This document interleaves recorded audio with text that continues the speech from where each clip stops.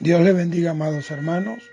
Quiero leer 1 de Juan 4:1 que dice: Amados, no creáis a todo espíritu, sino probad los espíritus si son de Dios, porque muchos falsos profetas han salido por el mundo. Amén. Dios le bendiga, amados hermanos. Les habla su hermano, el profeta José Ramírez, y tengo hoy, 28 de enero del 2019, una gran preocupación por ese apasionamiento de Venezuela a la persona del presidente encargado Juan Guaidó, y es porque se está repitiendo la misma escena de efervescencia social que cuando Chávez en el 1999. Y óigame bien, no es que yo quiera desanimarles, y menos en este momento en que ha resurgido la esperanza de nuestra tierra, de nuestra patria, de nuestra Venezuela. Y es que quiero recordarles que la Biblia dice: pero la salvación es de Jehová, y Él es su fortaleza en el tiempo de angustia. Dios escogió al presidente de la Asamblea Nacional, Guaidó, porque Dios es un Dios de orden, y según la Constitución Nacional de la República de Venezuela, cuando hay un vacío de poder, es el presidente de la Asamblea Nacional quien tiene que tomar la presidencia de manera encargada y provisional, temporal, para luego llamar a elecciones presidenciales. Pero vayamos al grano. ¿Cuál es mi preocupación? ¿La Asamblea Nacional? ¿La presidencia provisional? No, es que el presidente encargado que tenemos ahora, Juan Guaidó, es masón. Y eso es de preocupar a la Iglesia del Señor por el conocimiento que tenemos de la palabra de Dios, y de Venezuela por su desconocimiento de la misma. Entonces, ¿qué es la francomasonería? ¿Qué es la masonería? ¿En qué ellos creen? La masonería creen en un Dios al que ellos llaman Ser Supremo, que gobierna sobre una especie de ensalada de deidades paganas, como los dioses del hinduismo, que son miles, el islamismo, etc., convirtiendo al Dios de Israel, al Dios nuestro, al Dios de la Biblia, a Jehová Dios, en un Dios más como el resto de los dioses que adoran en el mundo. Es una especie de sindicato de dioses, donde Dios viene a formar parte, el Dios vivo, el Dios del universo, el creador del cielo y la tierra, viene a formar parte de ese combo de dioses. Pero, ¿qué dice la Biblia al respecto? ¿Es Jehová parte de ese racimo de dioses paganos? Isaías 46:9 dice: acordaos de las cosas pasadas desde los tiempos antiguos, porque yo soy Dios y no hay otro Dios, y nada hay semejante a mí. Isaías 42:8 dice: yo soy Jehová, ese es mi nombre, y a otros no daré mi gloria ni mi alabanza a esculturas. Los masones adoran a un supuesto Dios de manera opuesta a lo que el Dios verdadero ordena. Éxodo 23 dice: no tendrás dioses ajenos delante de mí. E Isaías 43:10 dice: para que me conozcáis y creáis que yo mismo soy, antes de mí no fue formado Dios, ni lo será después de mí. Y 1 de Timoteo 2:5, Pablo dice: porque hay un solo Dios y un solo mediador entre Dios y los hombres, Jesucristo hombre. Entonces, la masonería llama a su Dios como el gran arquitecto del universo, y al honrar a este Dios genérico, que es el gran arquitecto, el masón no adora al Dios de Israel, al Dios de la Biblia, sino a otro Dios. La masonería enseña que el masón será salvo y puede ir al cielo haciendo buenas obras. Pero eso es verdad. ¿Qué dice la Biblia? Isaías 64:6 dice, respecto a los que piensan que las obras que hacen los llevará al cielo, y no la fe en su Hijo Jesucristo y la obediencia a lo que dice la Biblia. Ahí en Isaías capítulo 64, versículo 6 dice: si bien nosotros somos como suciedad, y todas nuestras justicias como trapo de inmundicia. ¿Sabe qué son trapos de inmundicia? En la antigüedad, los trapos de inmundicia eran las toallas sanitarias que usaban las mujeres en los tiempos de su menstruación. Entonces dirá alguien: pero eso era en el Antiguo Testamento. Pues amado, déjeme decirle que en el Nuevo Testamento dice, Efesios capítulo 2, versículos 8 y 9, por gracia sois salvos por medio de la fe, y esto no de vosotros, pues es don de Dios, no por obras, para que nadie se gloríe. Y según la creencia de los masones, se puede ser salvos sin la necesidad de creer en Jesús, de quien la Biblia dice en Juan 14:6, yo soy el camino, la verdad y la vida, y nadie va al Padre si no es por mí. Y en Hechos 4:12, Pedro dijo en el pórtico de Salomón, porque no hay otro nombre debajo del cielo dado a los hombres en el que podamos ser salvos, Jesucristo mismo. Romanos 5:1 dice, justificados pues por la fe, tenemos paz para con Dios por medio de nuestro Señor Jesucristo. Romanos 8:1 dice, ahora pues ninguna condenación hay para los que están en Cristo Jesús. A los masones no les importa la Biblia porque para ellos la Biblia no es inspiración de Dios para que los hombres vivan por ella, sino que es otro libro más de lo que ellos llaman libros sagrados, a lo que ellos también llaman volúmenes de la ley sagrada. Por lo tanto, los masones no consideran la Biblia más importante que otros libros, pero el apóstol Pablo, inspirado por el Espíritu Santo, escribió en 2 de Timoteo capítulo 3, versículos 16 y 17, toda la escritura es inspirada por Dios y útil para enseñar, para redarguir, para instruir en justicia, a fin de que el hombre de Dios sea perfecto, enteramente preparado para toda buena obra. En Mateo 5:18, el mismo Jesús dijo, hasta que pasen el cielo y la tierra, ni una jota, ni una tilde pasará de la ley, hasta que todo se haya cumplido. Es más, amados, Jesucristo, el Salvador del mundo, resucitó de entre los muertos, y Él dijo, por cuanto yo vivo, vosotros también viviréis. Él es el Verbo hecho carne, la palabra eterna de Dios. La Biblia enseña la realidad y la doctrina de un Dios trino. Primera de Juan 5:7 dice, porque tres son los que dan testimonio en el cielo, el Padre, el Verbo y el Espíritu Santo, y estos tres son uno. Pero la masonería enseña que el Dios de la Biblia es parte de un racimo de deidades que atienden individualmente a los que creen en ellos, una especie de dioses de catálogo. Ellos llaman a eso el sinnombre de 100 nombres. Y eso me recuerda al apóstol Pablo cuando fue a la ciudad de Atenas y dice que su espíritu se enardecía por la idolatría que había en esa ciudad, en donde adoraban a muchos dioses. Incluso en sus santuarios había un nicho vacío con una inscripción que decía al Dios no conocido. Eso está en Hechos capítulo 17, versículos 16 al 34. Eran tan idólatras que dijeron, bueno, si acaso se nos escapa un Dios, vamos a hacerle un nicho a él. Y Pablo le dijo, bueno, yo vengo a predicarle en nombre de ese Dios que ustedes no conocen. Y le habló de Jesucristo y del plan de salvación a través de la muerte y la resurrección de Jesús. ¿Y quién es Jesús para los masones? Bueno, para la masonería, Jesús es solo un gran líder espiritual entre muchos. Para ellos, Jesús no es el Hijo de Dios, no es el Hijo unigénito del Padre. Pero, ¿qué dice la Biblia de Jesús?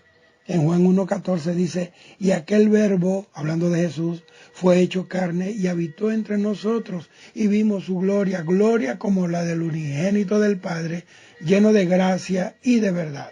Y Colosenses 2:8 y 9 dice, mirad que nadie os engañe por medio de filosofías y huecas sutilezas, según las tradiciones de los hombres, conforme a los rudimentos del mundo y no según Cristo, porque en Él, hablando de Jesús, habita corporalmente toda la plenitud de la deidad.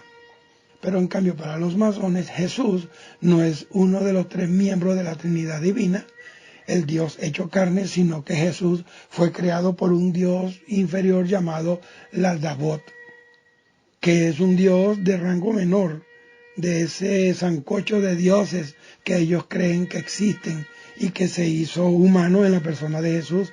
Y lo más herético de esto es que ellos dicen que Jesús en el bautismo del Jordán, Él dejó bajo las aguas del río su naturaleza humana en la que había nacido, y a partir de ese momento se le incorporó la naturaleza de Cristo. Qué mentira del diablo.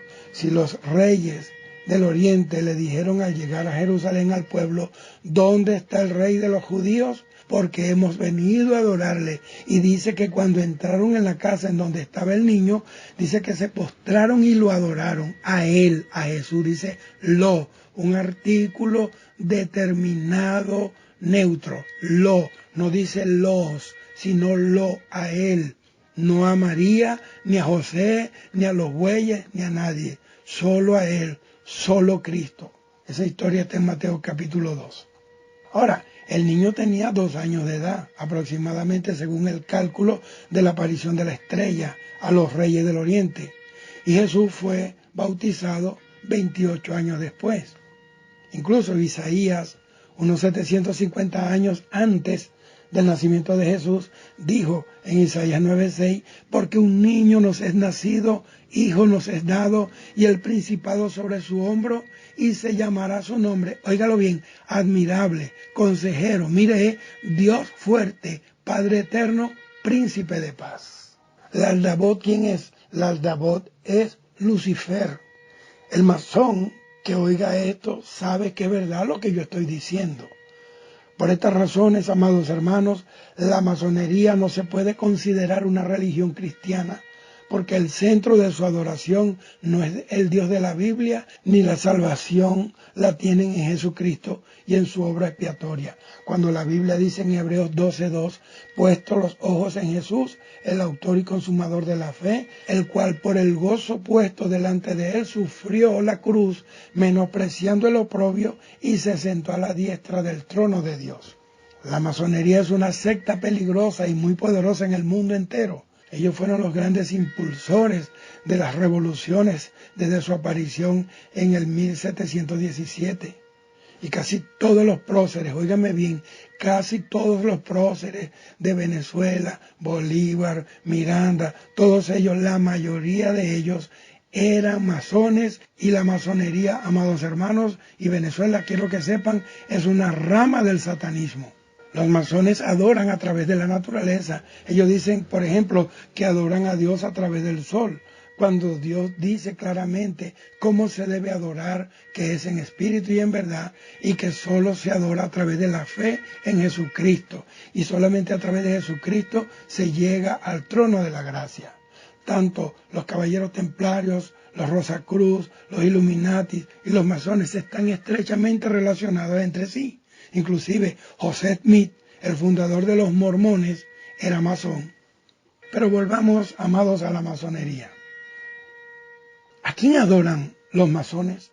Los masones adoran a Baphomet, y todos los iniciados tienen que adorar a esta deidad pagana, que es el mismo Lucifer. Ellos no asocian a Lucifer con algo diabólico por el significado de su nombre, porque Lucifer significa portador de la luz o estrella de la mañana. Y es verdad, pero es que ellos no saben que Satanás se disfraza como de ángel de luz. También a Baphomet lo llaman la cabeza parlante. Y todos los iniciados tienen que adorar a este ídolo en una serie de ritos conducidos por los dos líderes principales de las logias masonas. Lucifer, el significado es portador de la luz, y era el nombre que recibió este ángel creado por Dios, y que antes de su rebelión en el cielo era un ser santo y puro, hasta que en él se halló maldad, según Ezequiel 28:15. Pero ahora el Lucifer, después de su caída y después de haber sido expulsado del cielo, es el príncipe de las tinieblas, el archienemigo de Dios. Dice la Biblia que engaña al mundo entero, según Apocalipsis 12:9. Pero yo quisiera iluminar hoy a través de la palabra y la revelación del Espíritu Santo y lo que Dios me ha revelado a mí, porque soy un profeta del Señor, y los profetas del Señor somos instruidos en la guerra espiritual, y Dios nos revela cosas para poder impartirle al pueblo, para que el pueblo tenga herramientas y poder enfrentar esas embestidas del mundo de las tinieblas. Baphomet tiene patas y cabeza de cabra, en la frente tiene el pentagrama satánico, es andrógino, o sea, tiene la combinación de los dos sexos, es hembra y macho, hombre y mujer, es hermafrodita, es bisexual. Tiene una antorcha en la cabeza en medio de dos cuernos. Tiene dos brazos, uno masculino y uno femenino. Una mano señala hacia arriba y otra mano señala hacia abajo. Y está sentado en un cubo, o sea, en un cuadrado de 6 caras. Los que saben de geometría saben que un cubo tiene 6 caras, que representa al masón en el estado de perfección, en el estado más elevado, o sea, el grado 33. El cuadrado representa el gobierno de Baphomet sobre los 4 elementos y el dominio sobre los 4 ángulos de la tierra, norte, sur, este y oeste. Pero analicemos este ídolo que adoran los masones, que no es otro que el mismísimo Satanás.